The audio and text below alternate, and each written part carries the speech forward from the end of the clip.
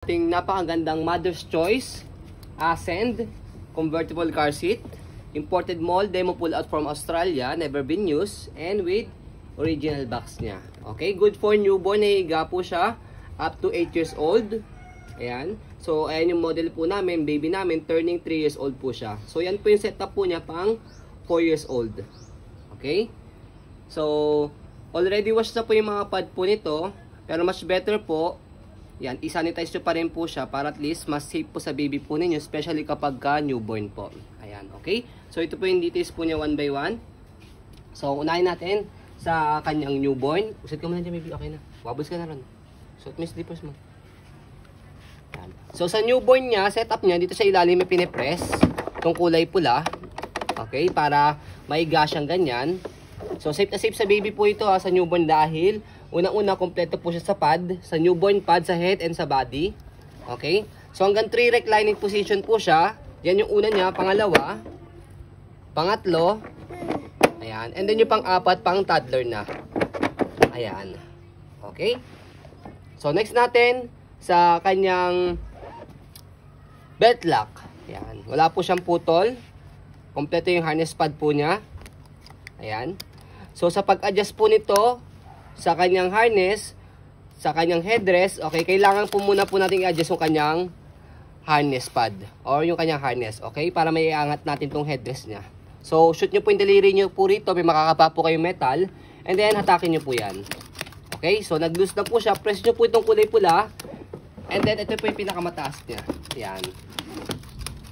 So yung pinakamataas niya, ayan, hanggang, as you can see, 10th position headrest po siya. Okay? So, depende sa laki ng baby po ninyo sa adjustment ng kanyang headrest. So, ito naman kanyang newborn pad sa body. Kapag medyo malaki na yung baby po ninyo, depende po yan sa laki ng baby po ninyo, pwede nyo na po yan tanggalin. Okay? Para medyo maluwag na po siya kapag nakaupo. Okay? So, next natin, yung harness, kanyang may ano yan, magnetic harness yan. Yung kanyang harness, okay, tanggalin natin para makita po ninyo na tight mo natin, loose mo natin. Sa side niya, dito, yung belt lock niya, sa side niya is magnetic siya. May magnet siya rito.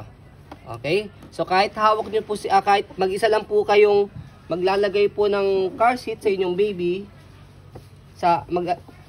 ang baby niyo sa car seat, ayan.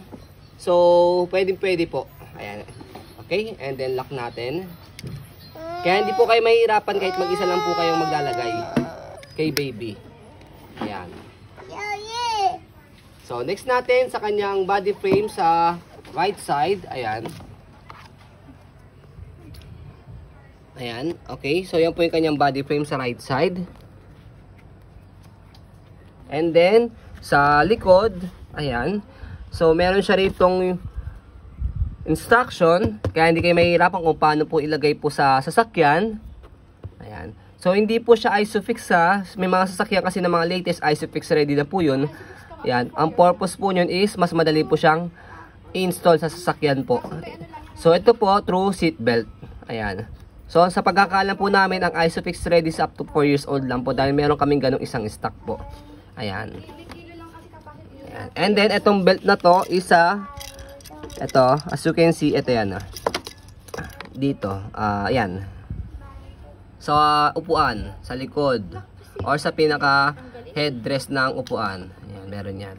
Okay, mag-send din kami ng video kung paano siya install sa sasakyan para hindi po kayo mahirapan. And the next, manufacturing date 2022. So sa mga gantong car seat, ayan para meron lang po kayong knowledge, is merong expiration si car seat hanggang sa gantong car seat is 10 years. Kaya hanggang 2032 nyo pa po siya magagamit. Okay, so bakit meron po siya expiration? Dahil sa una, sa material use. Pangalawa, kapag nagamit na po syempre sa accident, yung car seat, yung sasakyan, syempre unsafe na po ipagamit yung car seat para sa baby. Okay, kaya hindi po kami kumukuha ng pre-lab. Ang mga kinukuha po namin mga mold pull out, mold demo pull out para hindi po siya gamit. Hindi siya pre-lab. Okay, next natin yung kabilang side ng body frame sa left side. Ayan. Okay. Ayan. So ito yung ibang kanya mga specs. Yan yung air technology niya. Okay. Kanina sinabi ko, 3 position recline. Yan.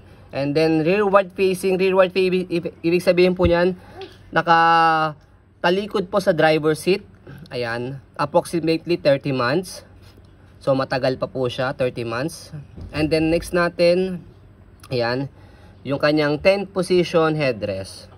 Okay, so para may idea po kayo sa kanyang brand new price, pag binili po ito sa Australia is 30,000. Pero dito kasi sa Pilipinas wala tayong gantong brand.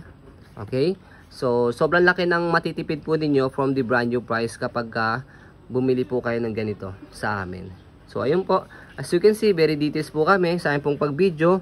Kasi aming shop policy, no refund, no exchange, what you see is what you get. So ayun po, maraming salamat. Have a nice day and God bless po.